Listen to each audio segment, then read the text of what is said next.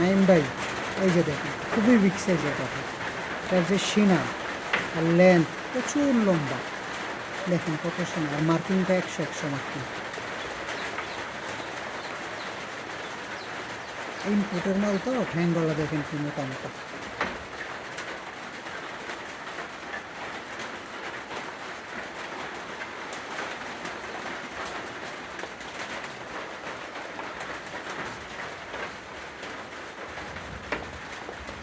খুবই বিগ সাইজের, এরকম বড় পাঠা খুবই কম মেলে,